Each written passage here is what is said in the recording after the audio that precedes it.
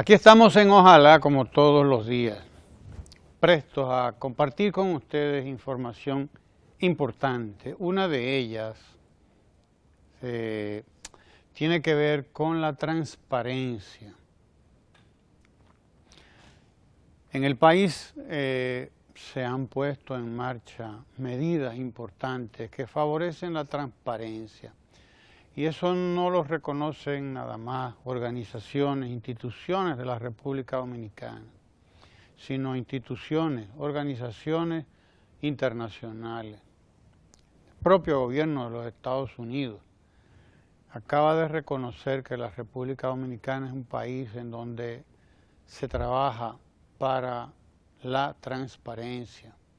Y la República Dominicana acaba de salir de ese listado de países que los Estados Unidos consideran, algunas agencias de los Estados Unidos consideran que tienen problemas serios de transparencia, de opacidad en el manejo de los recursos públicos, de los fondos públicos.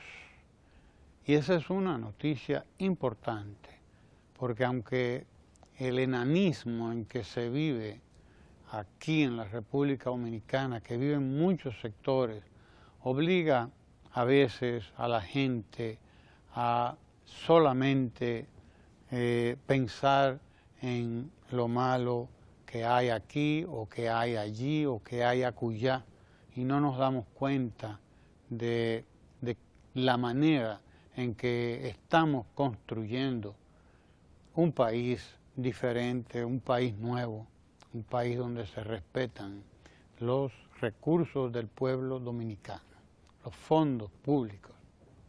Y efectivamente, desde el 2012, desde agosto desde el 2012 va a ser ya 4 años, cuando el presidente Danilo Medina comenzó este mandato que ya culmina ahora el próximo 16 de agosto. Empezaron a aplicarse en el país una serie de medidas para garantizar que los fondos del Estado vayan a donde tienen que ir, es decir, a la solución de los problemas de los dominicanos y las dominicanas, sobre todo de dominicanos y dominicanas que más necesitan de esos recursos, de la buena administración, de la pulcra, de la transparente administración de esos recursos. Desde hace 4 años se comenzó a construir, a implementar un sistema de cuenta única del Tesoro. La cuenta única del Tesoro, por ahí comenzó la cosa. Es un recurso importantísimo establecido en las leyes del país y que sin embargo no se puso en vigencia hasta la llegada al poder, al gobierno del Estado del presidente Danilo Medina. Al día de hoy, más de 250 instituciones, han ingresado a la cuenta única del Tesoro. Más de 254, 55 instituciones, las más importantes instituciones del Estado, han ingresado a la cuenta única del Tesoro. ¿Qué garantiza esa cuenta única del Tesoro? Bueno, pues garantiza el que una institución del Estado no tenga dinero guardado cuando a otra le falta. ¿Me entiende? Porque eso era lo que ocurría, que había instituciones que tenían dinero en cantidades de cuentas bancarias de la institución. Eran administradas según el criterio del funcionario de turno. El resultado es que, bueno, una institución, un ministerio, por ejemplo, podía tener 10, 15, 20, 30 cuentas para diferentes programas. Y cada una de esas cuentas tenía una cantidad X de dinero que se manejaba de una manera y que hasta podía ganar intereses. Intereses que eran administrados por ese ministerio, por ejemplo, de manera discrecional. El resultado es que mientras este ministerio tiene dinero, porque maneja más dinero del presupuesto y porque tiene tantas cuentas, hay otros ministerios que no tenían, otras instituciones que no tenían dinero. Y desde luego eso no garantizaba transparencia en el manejo de los recursos, ni tampoco garantizaba un manejo racional de los recursos. Ahora los fondos del Estado están en una cuenta, una sola cuenta, la cuenta única del Tesoro. Estando en esa cuenta, cualquiera que necesita fondos y que los tiene presupuestados, porque tienen que estar presupuestados primero, y segundo, tiene que tener los programas, los proyectos, los planes, a dónde va ese dinero. Entonces, con esos planes, con esos proyectos, con ese programa de desembolso que está en su presupuesto, porque debe estar en su presupuesto, accede a los fondos que están en esa cuenta, en esa única cuenta del Tesoro. No está en un banco por ahí administrándolo el funcionario, a su discreción. No, están en la cuenta única del Tesoro y ahí pueden acceder todas las instituciones del Estado, a esa cuenta única del Tesoro. El reconocimiento, por lo tanto, el que se le hace al país es un reconocimiento también internacional al gobierno del presidente Danilo Medina y a las medidas que ha tomado para garantizar el manejo pulcro de los fondos del Estado, que son los fondos que provee el pueblo dominicano a través de los impuestos. Entonces, crecemos en materia de transparencia. La cuenta única del Tesoro es indudablemente un recurso fundamental que está administrando ya cerca de 100.000 millones de pesos. Más de 100.000 millones de pesos están siendo administrados a través de la cuenta única del Tesoro, es decir, una buena parte del presupuesto está administrado por la cuenta única del Tesoro. Buena noticia. Segunda noticia importante en el día de hoy. El Fondo Monetario Internacional reconoce que la República Dominicana se está administrando con muy buenos criterios y que por primera vez en más de 30 años, y eso es bueno recalcarlo, por primera vez en más de 30 años, la República Dominicana no tiene deuda con el Fondo Monetario Internacional. Hay una comunicación, una carta que envió uno de los jefes del Fondo Monetario Internacional, el encargado para el hemisferio nuestro, el Fondo Monetario Internacional, Alexander, ¿cómo se llama, Guillermo, este señor? Del fondo, donde felicita a República Dominicana. Aquí está, bueno, vamos a ponerlo aquí. En carta a Medina expresa deseo de seguir colaborando.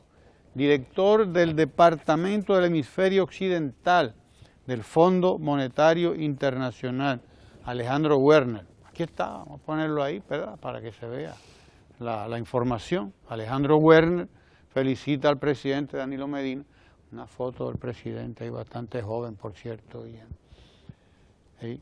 Ahí está, Alejandro Werner, director del fondo, del departamento del fondo para nuestro hemisferio, que es el hemisferio occidental, le llamamos. Felicita a la República Dominicana, precisamente, porque probablemente uno de los pocos, o quizás el único país, que ha limpiado su cuenta con el Fondo Monetario Internacional. Se acaban de pagar el equivalente de casi 40 millones de dólares que quedaban pendientes de un préstamo de alrededor de 800 millones, que era un préstamo de 1.200 millones de dólares. Y cuando hablamos de dólares, decimos una moneda, porque realmente el Fondo Monetario Internacional se maneja en varias monedas, por eso no utiliza dólares, sino lo que él llama derechos especiales de giro. Es decir, todos los países adquieren una determinada cantidad de derechos especiales de giro. La República Dominicana tenía derechos especiales de giro, DEG, por 1.200 millones de dólares, también hasta el año 2012, si mal no recuerdo. Pero cuando se le quiso imponer a la República Dominicana que tendría el fondo, ¿no? El mismo fondo sugirió que para acceder a una segunda parte del préstamo que tenía concertado con el fondo, para acceder se le imponía a la República Dominicana el aumento de la tarifa, entre otras medidas, se le exigía al gobierno dominicano que tenía que aumentar la tarifa de la electricidad, y el gobierno dominicano dijo, no, nosotros no vamos a entrar en eso, preferimos perder la parte que queda pendiente del préstamo y rompemos el acuerdo, y ustedes como Fondo Monetario Internacional se queda como asesores, como vigilantes, es decir, un acuerdo de vigilancia se hizo entonces. Se hizo un acuerdo de vigilancia de que se iba a cumplir, y en ese momento todavía era presidente el doctor Leonel Fernández, dicho sea de paso, hay que decirlo. Pero bueno, nos quedamos con la deuda, el Fondo Monetario Internacional, que se fue pagando, y en el cuarto año ya, antes de finalizar el periodo de gobierno, el presidente ha terminado de pagar al Fondo Monetario Internacional. Y eso es bueno que quede claro, porque aquí hay mucha gente que dice que Trujillo pagó la deuda externa. Eso es mentira. Eso es mentira. Y hay por ahí mucha investigación que demuestra que si bien Trujillo en algún momento tuvo un manejo que pudiera decirse que tenía interés de saldar las deudas, los compromisos internacionales de la República Dominicana, lo cierto es que Trujillo, poco antes de que lo acribillaran, había hecho un préstamo de 11 millones de dólares, que en aquel momento eran todos los cuartos del mundo, dicho sea de paso. En aquel momento eso era todo el dinero del mundo. Hay un trabajo muy bueno de un economista dominicano, no recuerdo el nombre ahora, pero que fue ministro o algo así de uno de los gobiernos de Balaguer, si mal no recuerdo, sí, Saladín, por cierto, donde informaba, o Bernardo Vega, no recuerdo ahora.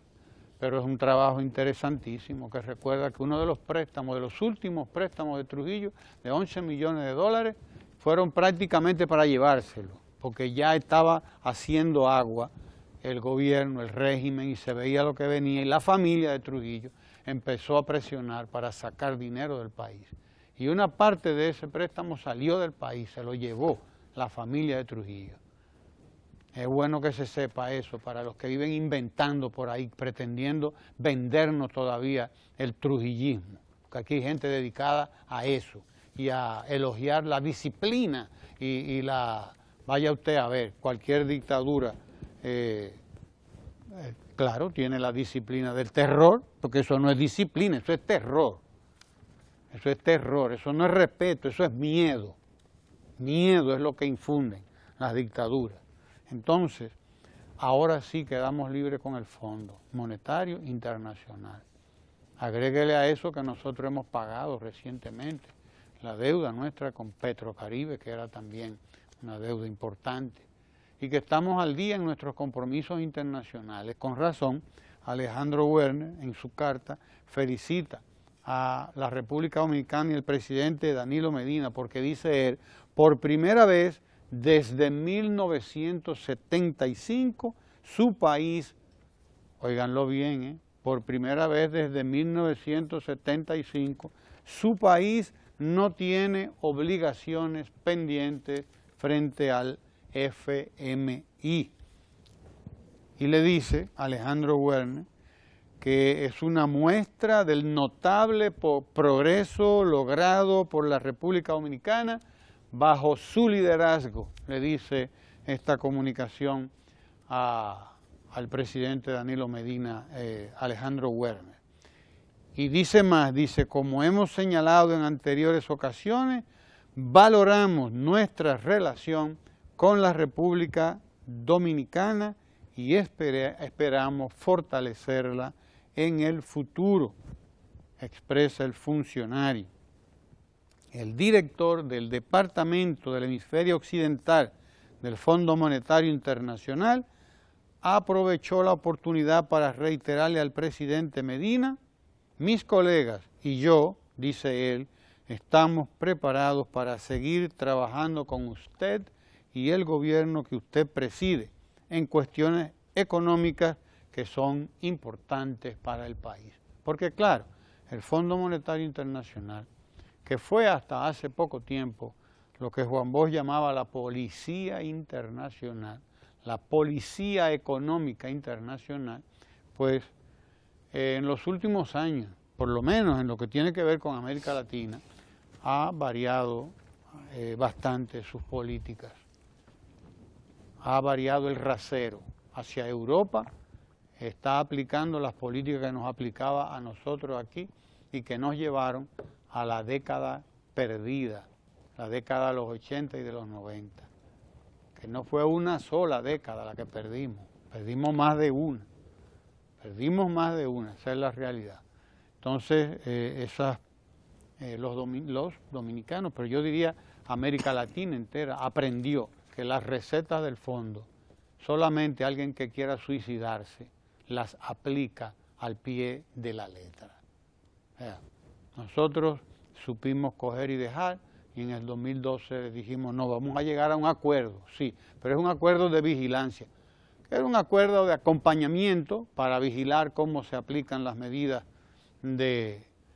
que tienen que ver con el manejo de los fondos del Estado, del presupuesto particularmente, la planificación, etcétera, etcétera, etcétera, y eso se cumplió también, ese acuerdo, y se pagó. Hemos pagado al fondo y estamos manejando nuestra deuda con mucha responsabilidad. El gobierno dominicano solamente ha manejado deuda externa en lo que tiene que ver, primero, con su déficit presupuestario, que está en niveles históricos, y esto hay que decirlo, está en niveles históricos en cuanto a que se está en unos 2.2, 2.3, 2.6, cuando más. Y desde luego yo no me sorprenderé cuando vea que en nuestro país dentro de un tiempo haya superávit, no déficit, sino superávit. Si seguimos manejando la economía como la viene manejando el presidente Danilo Medina, si seguimos aplicando las medidas de austeridad que hoy siguen siendo el norte de la administración del Estado, si seguimos aplicando las medidas que se vienen aplicando desde el año 2012, nosotros en un tiempo prudente probablemente veamos por primera vez en muchos años superávit en la economía de la República Dominicana. Desde luego hay que admitir que la situación internacional no es fácil. Como dice la gente, en Europa y en Estados Unidos el horno no está para galletitas. Desde luego Estados Unidos crece a una velocidad mucho menor de lo que uno quisiera, pero ha estado creciendo por suerte, mientras una parte de Europa ha estado estancada y China se mueve hacia atrás también en el crecimiento. China no crece hoy a los niveles que estaba creciendo hace unos años, del 10, del 12% y cosas históricas, ¿no? Cifras históricas. No, China ha retrocedido también. El mercado internacional, la economía internacional se ha contraído. Aquí la Comisión Económica para América Latina recientemente, en lo que tiene que ver con América Latina, precisamente con nuestra región, La Comisión Económica para América Latina en esta misma semana acaba de decir que nosotros, la economía latinoamericana en sentido general, decrece. Está en decrecimiento, 0.7, 0.8, menos 0.7, menos 0.8, son menos 0.6 en algunos casos, pero en decrecimiento, está en menos, con la única excepción de la República Dominicana y de Panamá, que crecen a un nivel satisfactorio. En el caso de la República Dominicana, la Comisión Económica para América Latina decía que es el país que más crece para el año 2016 y que más creció en el 2015. Entonces, tenemos que tomar en cuenta eso, que nosotros crecemos, que las medidas que ha tomado el gobierno, por lo tanto, en el manejo de la economía, han sido medidas acertadas, exitosas, tomando en cuenta la situación en la que está la región completa, que se mueve en niveles de decrecimiento, en comparación con los niveles que manejó antes. De manera que tres informaciones importantes: la de que Estados Unidos reconoce a la República Dominicana como uno de los países donde la economía y donde los fondos públicos se manejan con mayor transparencia, y la segunda, la de la comunicación del Fondo Monetario Internacional, que admite que la República Dominicana queda libre de obligaciones frente al Fondo Monetario Internacional, y felicita al presidente Danilo Medina por la manera en que viene manejando la economía dominicana. Y la tercera, que es una información de esta misma semana de la Comisión Económica para América Latina, y fíjense ustedes que son tres instituciones internacionales las que están hablando, no son instituciones dominicanas, son tres instituciones internacionales. La tercera, la CEPAL, que reconoce a la República Dominicana como el país de más crecimiento en nuestra región en este momento. Don Guillermo. Saludos a te todos. Lo sepa. Mire, hay una noticia, una información de la que dan cuenta todos los medios nacionales e internacionales, y tiene que ver con la asunción al poder de el señor Pedro Pablo Kuczynski, o PPK como le llaman los peruanos, porque ese es un nombre que resulta un tanto largo, ¿verdad? Sí. Nombre y apellidos. Ha asumido la presidencia de la República del Perú, y hay que celebrarlo. Y hay que celebrarlo, entre otras cosas, porque este país, esta república latinoamericana, ha dado muestras de desarrollo institucional y de cultura también de la democracia. Superadas las confrontaciones con distintos, con la algidez de la lucha armada de grupos como Sendero Luminoso y otros ejércitos llamados revolucionarios, superada también el fujimorismo, que terminó sus días en la cárcel y que aún es ahí donde reposan sus dos principales figuras. Superado ese proceso de transición hacia otros líderes políticos de esa nación, pues se llega hasta este último proceso electoral, en donde las diferencias son particularmente mínimas. La lucha electoral por el poder político en el Perú se decidió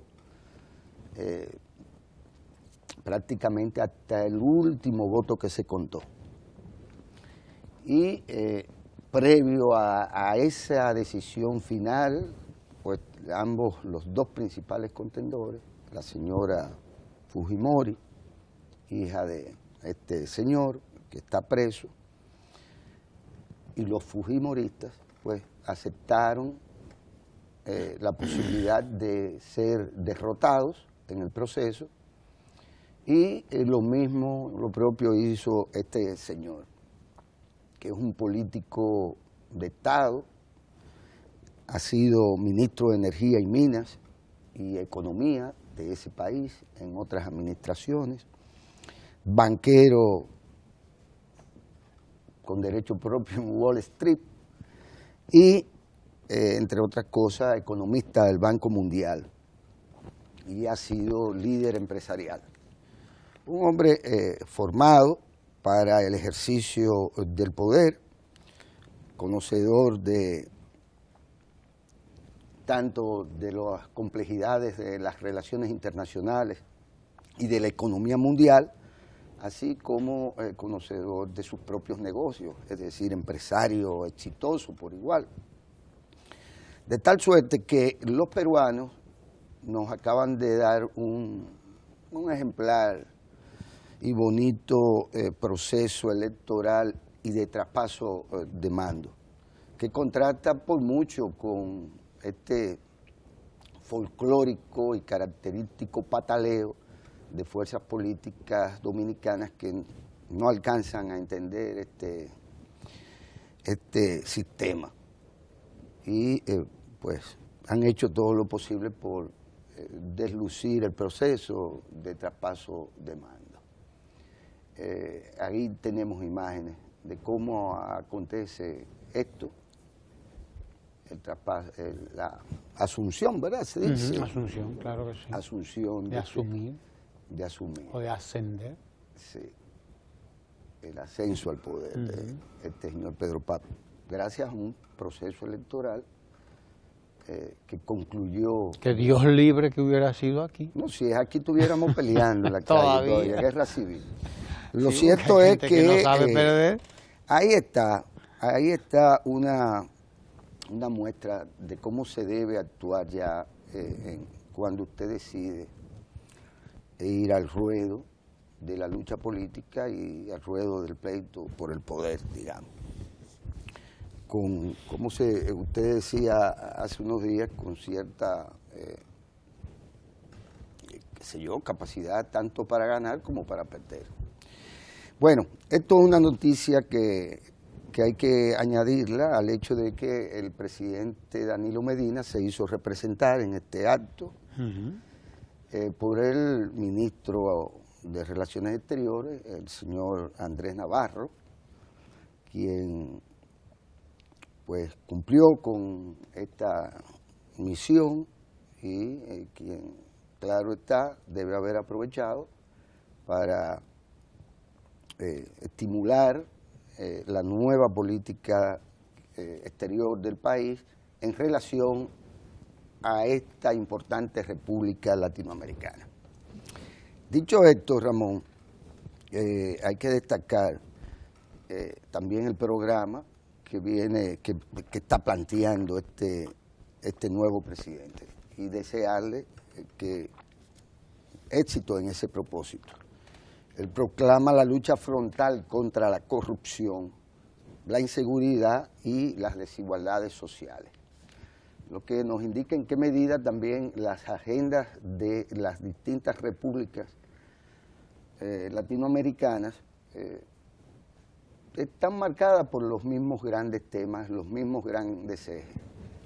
Y es sabido ya, porque así se ha visto internacionalmente, que la República Dominicana viene ganando peldaños en esta lucha contra las desigualdades sociales y contra la pobreza y contra la corrupción.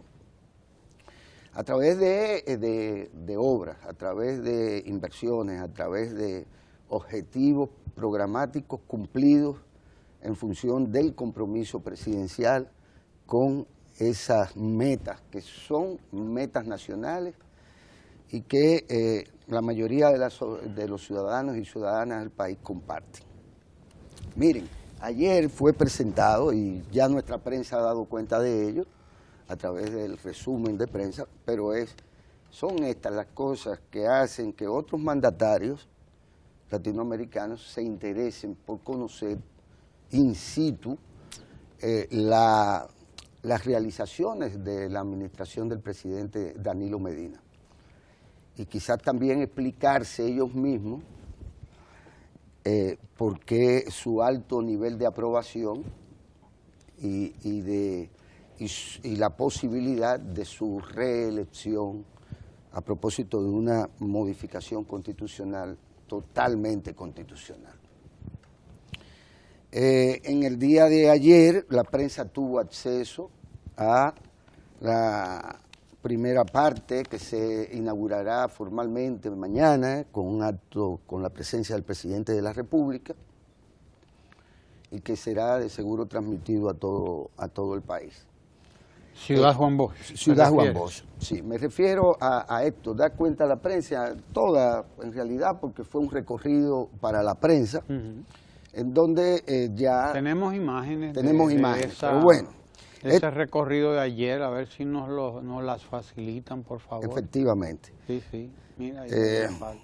Y esto hay que remarcarlo un tanto y darlo a conocer, porque como dijo el amigo y vocero presidencial Roberto Rodríguez Marchena, hay que garantizar que todos los dominicanos sepan de la gran facilidad para adquirir estas viviendas. De esto se trata. Hay demanda porque bien se sabe de los problemas de vivienda que hemos arrastrado y lo que significa para una gran cantidad de familias dominicanas tener que pagar un alquiler durante años, una vivienda que nunca será suya.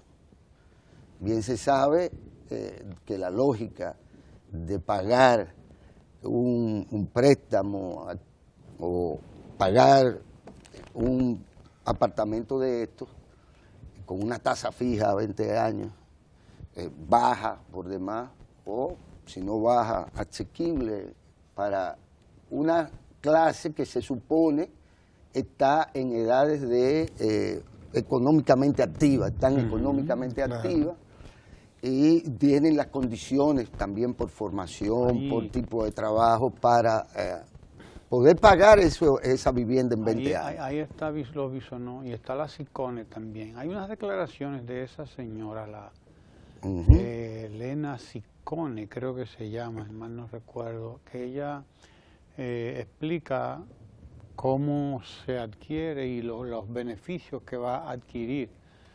Nosotros les estamos, el adquiriente, digo, los beneficios que va a tener el adquiriente de estas viviendas están en el noticiero que pasamos hace un rato y pasamos anoche también. Lo que ella explica lo que es el bono ITEVIS y el bono por el solar, el bono del terreno, mira, que lo paga el gobierno, ¿no? Podemos detallarlo aquí. Mírala aquí, ella lo explica muy bien aquí. Ojalá pudiéramos tomarla cuando ella comienza. Aquí están sus palabras, de todas maneras, comienza las declaraciones, pero ponla en vivo para que la oigamos. Precisamente no. Este es un proyecto en gestión, son 25,000 viviendas que se van a construir y hoy ya tenemos avanzada unas 2.500 viviendas, de las cuales hay 1.000 terminadas.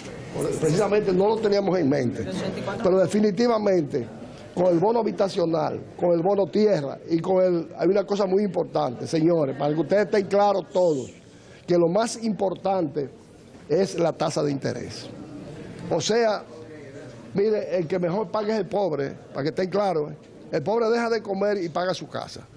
O sea, cuando usted le ofrece a una persona de escasos recursos un interés al 8% durante 20 años, eso es definitivamente el atractivo más importante que tiene. Por eso los exhorto a ustedes y a todos los dominicanos que necesiten su casa, que vengan a comprar aquí, porque esta es una oportunidad brillante que todos ustedes tienen. La venta han sido, pues, ha habido un apoyo total al proyecto. Nosotros tenemos ahora mismo 212 viviendas vendidas. Además le quedan 12 viviendas por vender, disponibles solamente. Miren, regresamos aquí para recuperar la información que quizás más sustanciosa, y es que los precios oscilan desde 900,000 pesos hasta 2.400.000 pesos. En viviendas que van desde 45 a 80 metros cuadrados.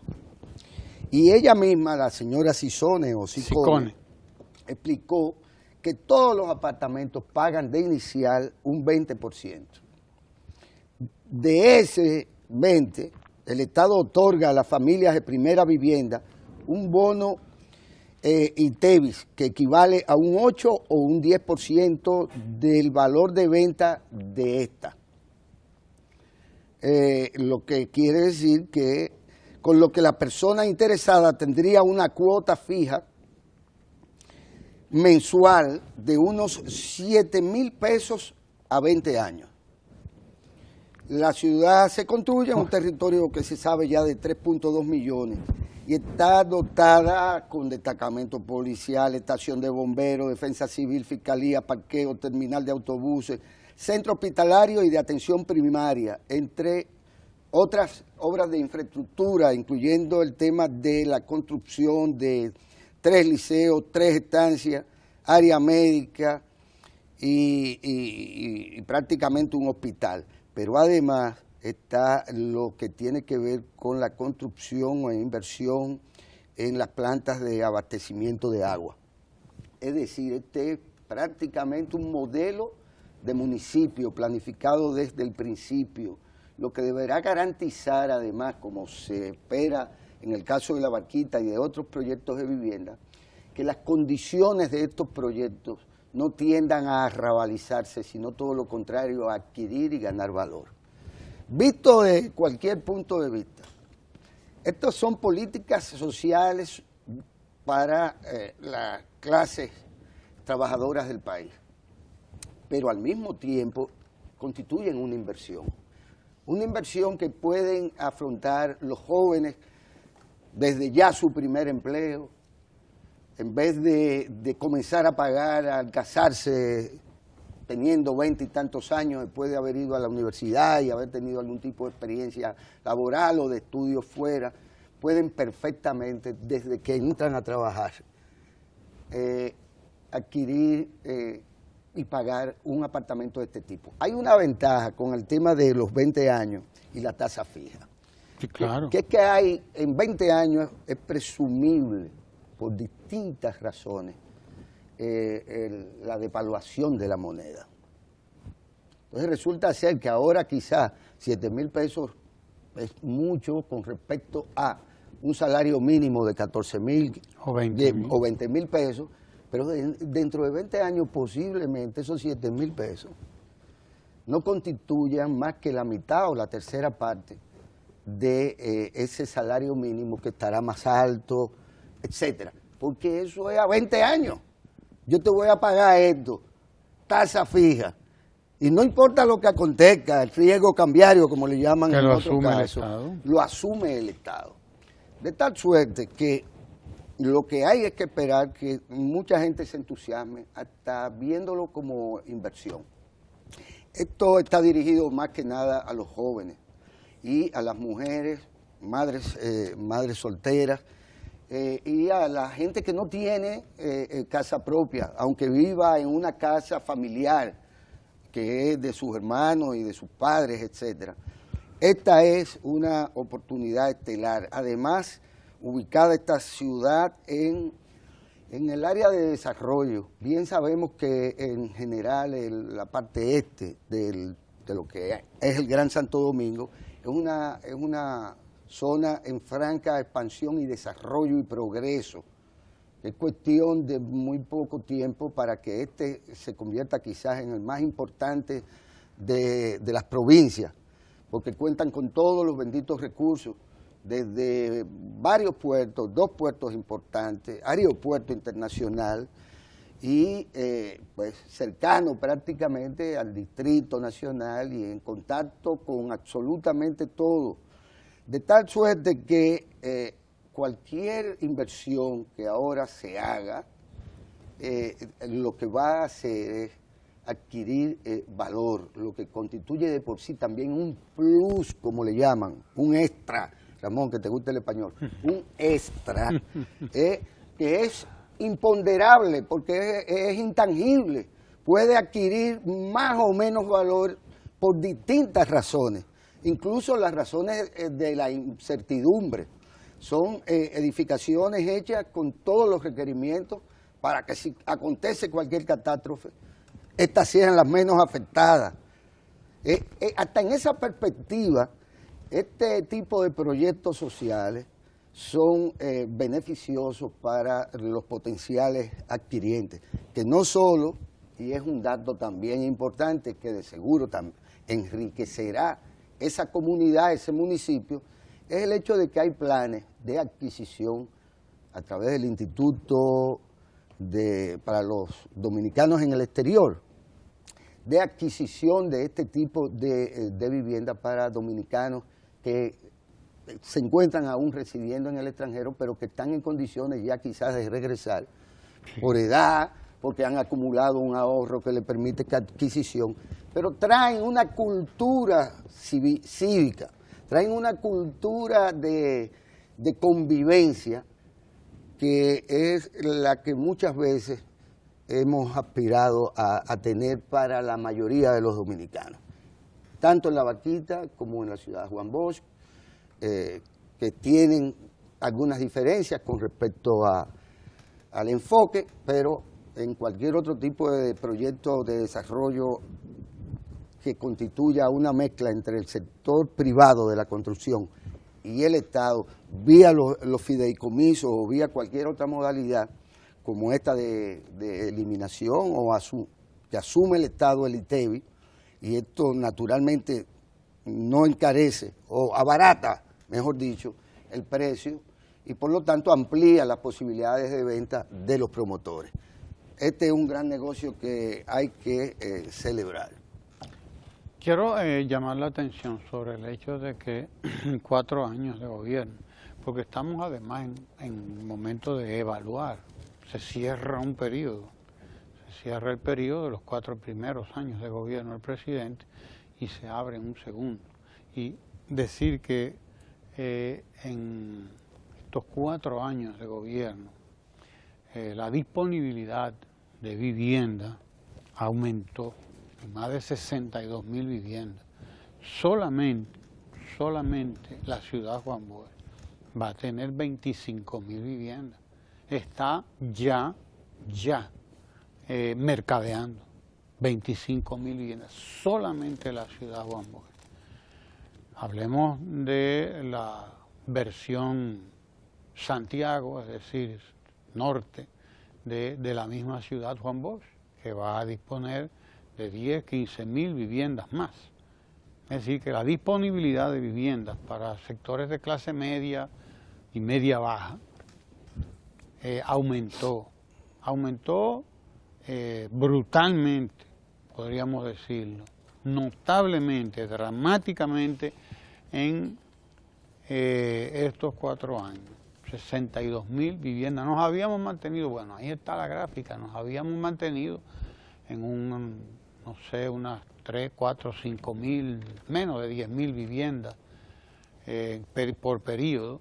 Nosotros estamos ahora hablando de 62.000 viviendas, que no es cualquier cosa. Si hablamos de Boca de Cachón, si hablamos de la Mesopotamia, Tengerengue, las 2 versiones de la ciudad Juan Bosch, los jardines de Gautier, etcétera. Todas esas son soluciones de vivienda, soluciones habitacionales como le llaman. Estamos hablando de viviendas de muy bajo costo, en algunas facilitadas por el Estado, desde luego a cambio de que los adquirientes se comprometen a unas determinadas políticas de respeto al ambiente, de respeto a la vecindad, de organización, etcétera, etcétera, etcétera. O sea que no estamos hablando de hacer vivienda y ya te la di y te vas, no. Estamos hablando también en este caso de la ciudad Juan Bosch de una alianza público-privada. Es decir, el gobierno no está trabajando solo, está invitando a la empresa privada a que también participe, a que haga negocio, porque la empresa privada hace negocio. En iniciativas como la ciudad Juan Bosch, la empresa privada está haciendo negocios, lo cual es también digno de destacar, porque no hay un compromiso del presupuesto del Estado más allá de lo que es permisible, de lo que es posible.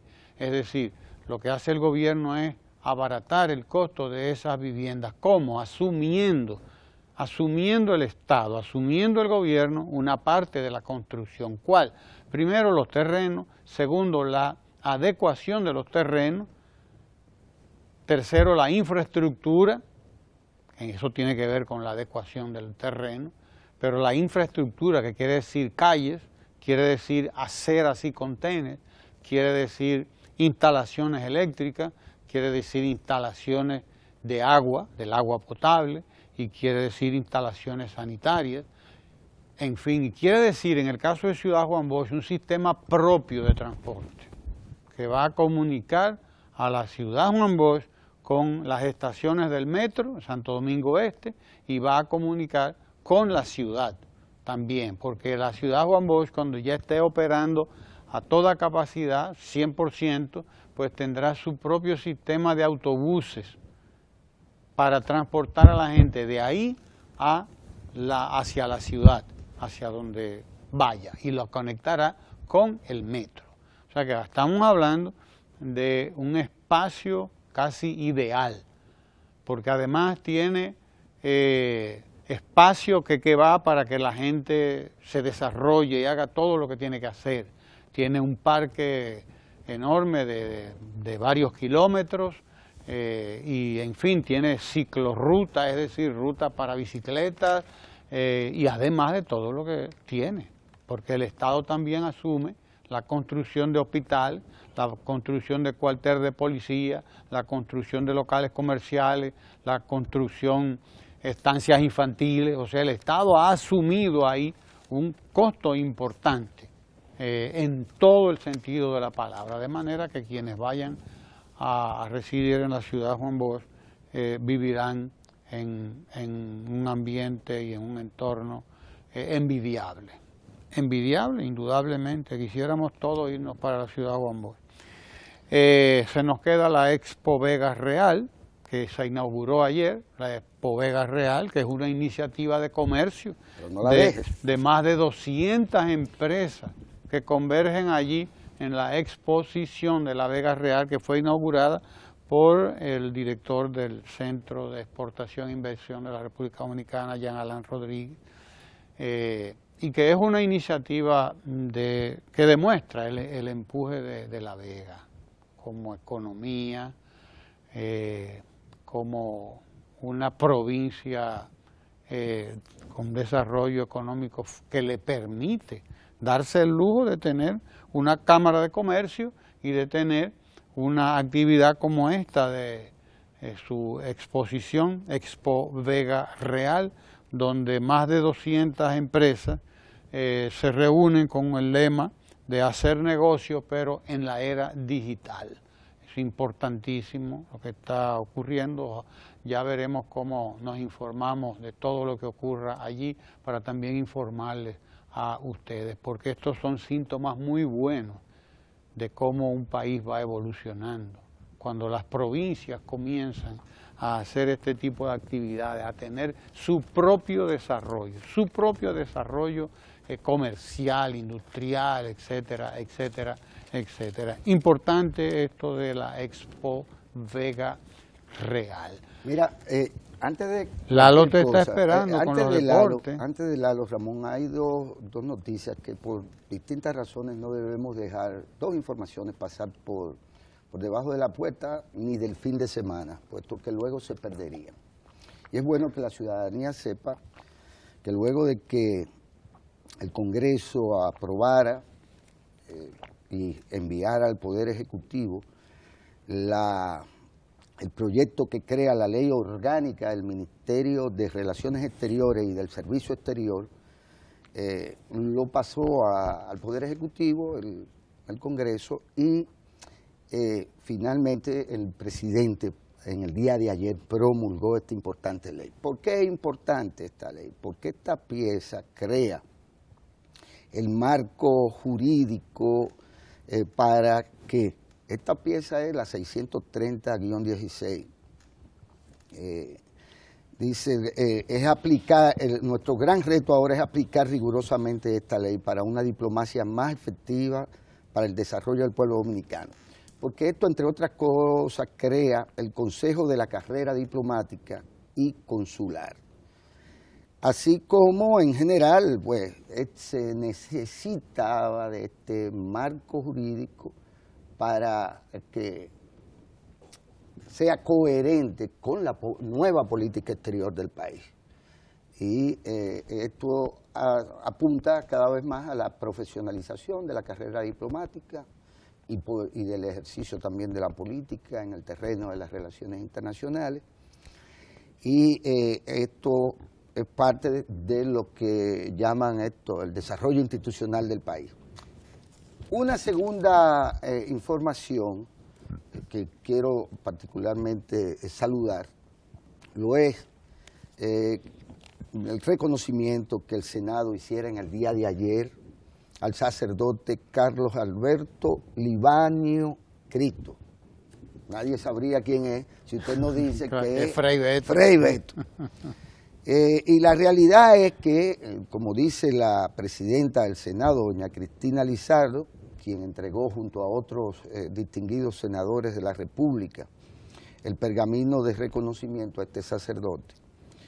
Este señor es considerado como un consagrado luchador internacional por el respeto a la dignidad de los pueblos, propulsor de movimientos sociales de gran impacto social, como el programa de hambre cero en Brasil, y su prédica eclesiástica que propugna la llamada teología de la liberación, que entre otras cosas, bueno, pues ha permitido o ha expresado esa lucha que al interno de la propia Iglesia Católica, que es un poder fáctico internacional, pues ha provocado, entre otras cosas, al cabo del tiempo, la escogencia de un papa como el Papa Francisco, que por cierto, debemos darnos cuenta que hasta los papas se caen.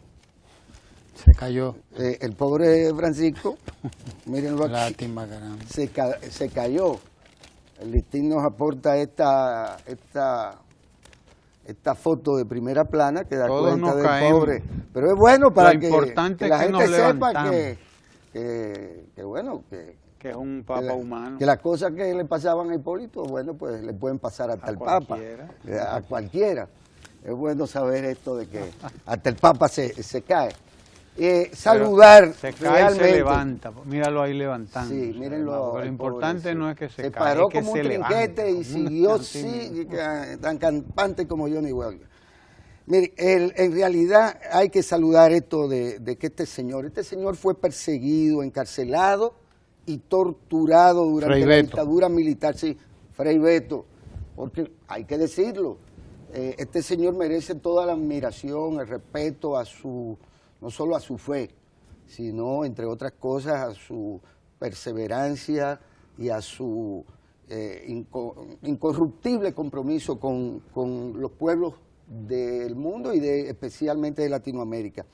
Este señor, entre el 2003 y el 2004, hay que decirlo, fue también asesor especial del presidente Ignacio Lula da Silva, amigo del pueblo dominicano. Saludamos entonces este reconocimiento a Fray Beto. Bien hecho, bien ganado.